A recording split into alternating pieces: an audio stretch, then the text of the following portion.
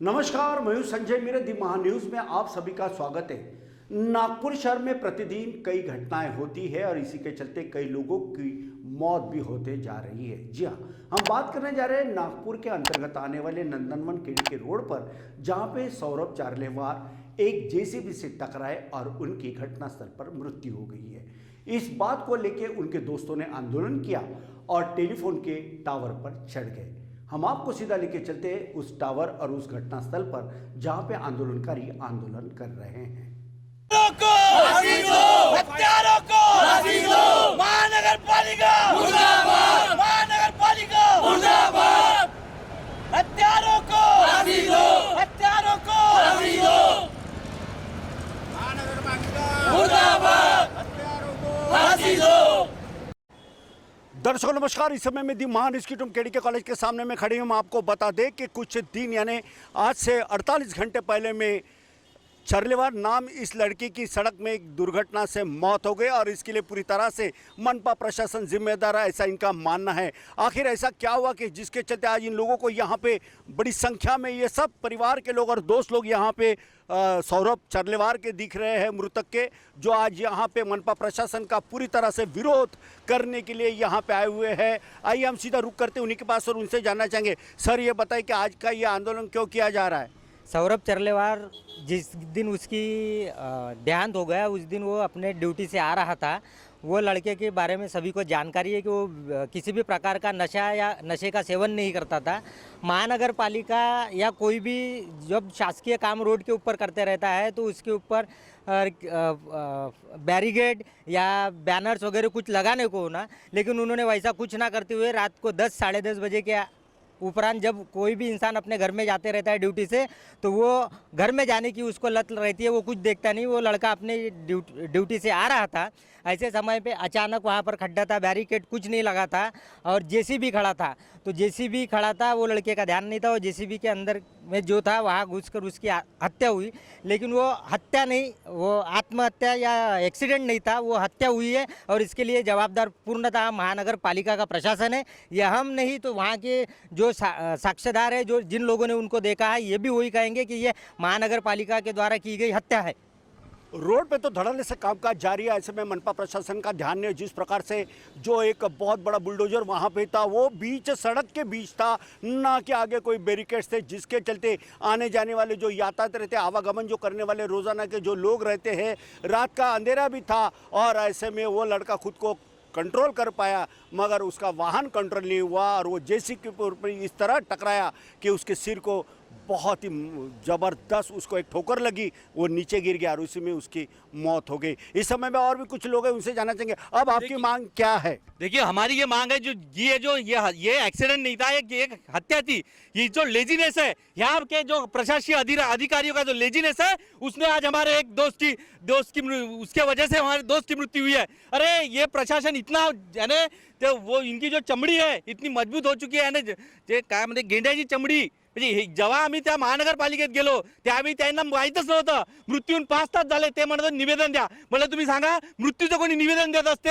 अरे मृत्यू झाल्यावर तर 13वीची पत्रिका जाते का, 13वी खायला येणार आहे का? अरे ते निवेदन मागून राहिले। मी तुम्हाला दाखवतो, जो अल्पेश चारलेवार होता त्याचे मृत्यू झाल्यानंतर त्याचा पाळीव कुत्रा ज्या मैतीत लढून राहिला तो काउंटर राहिला, पण यायचे गेंड्याचे चमडीवाले अधिकारी जागे नाही होत आहे। अरे एवढं लेझीनेस आहे, यांच्यामुळे मृत्यू झाली आहे। आणि आम्ही या प्रशासनाच्या विरोधात आणि पोलीसवाल्यांनी रिपोर्ट का घेतली की जेसीबीने मृत्यू केला, जेसीबीवर 302 लावला। मला तुम्ही सांगा, जेसीबीने चाकू मारला, जेसीबीने गळा घोटला? आता तुम्ही मला सांगा, जर आता कोणत्या परिस्थितीत जर जेसीबीवर मी आता बोलणं चुकीचं आहे, पण मला सांगा, जर जेसीबीवर कोण्या महिलेवर अत्याचार झाला असता, तर तुम्ही त्या अत्याचाराची जो गुना है तो जेसीबी और दाखल किया अब आप ये बताइए सौरभ के दोस्त के अब आप लोगों की मांग क्या है प्रमुख? हमारी ये मांग है कि जिसके लेजीनेस के, जिनके लापरवाही के वजह से उसकी हत्या हुई है, उस हत्यारों को फांसी देना चाहिए। जब तक ये सिस्टम को तुम सुधारोगे नहीं, ये सिस्टम के खिलाफ जाओगे नहीं, ये सिस्टम ऐसा ही रहेगा। एक वर्ष से महानगर पालिका में सत्ता नहीं है, सारा प्रशासकीय अधिकारियों के हाथ में कारोबार है और कारोबार धड़ल्ले चल रहा है। रोड 6 महीने के भीतर एक रोड को 3 बार तोड़ा, 3 बार बनाया। मेरे को ये नहीं समझ रहा कि वो पढ़े लिखे है, अनपढ़ है, क्या पागल है। प्रशासन पागल हो चुका है। मनपा प्रशासन को कटघरे में तो इन दोस्तों ने जरूर खड़ा किया है, और भी कुछ दोस्त है वो लड़के के उससे भाई है, उनसे जानना चाहेंगे, आप क्या कहना चाहोगे? देखो, जो भी है, जो भी इसका जिम्मेदार है उन पे सबसे पहले कार्रवाई होनी चाहिए, क्योंकि ऐसी दुर्घटना आगे चल के ना हो। पहली बात, जब वो ऑफिस से घर आ रहा था, स्ट्रीट लाइट जो थे वो सारी चीज़ें बंद थी। उसके बाद में जेसीबी जहाँ खड़ा था उसके आजू बाजू ना कुछ बैरिकेड्स थे, जिसकी वजह से उसकी मृत्यु हो गई। क्योंकि रोड से आते समय अपने को जेसीबी खड़ा है डायरेक्टली नहीं दिखता है। जेसीबी खड़ा कब दिखेगा अपने को? जब बैरिकेड वहाँ खड़े होंगे और उसके ऊपर रेडियम लगा होगा। ना जेसीबी पे रेडियम लगा हुआ था, ना इस चीज़ पे, ना बैरिकेड्स पे रेडियम लगा हुआ था, तो उस वजह से उसको दिखा नहीं। उस वजह से उसका संतुलन बिगड़ने से उसका यह हो गया। और आउटर ब्लीडिंग जो होती है वो उसकी हुई नहीं है, जो लगा है उसको इंटरनल ब्लीडिंग के वजह से एक ही जगह पे उसको लगा है, क्योंकि गले पे लगने की वजह से उसकी ये हो गई, मृत्यु हो गई। अगर यही बैरिकेड अगर होते वहाँ पे तो वो 110% बच सकता था और उसकी जान बच सकती थी।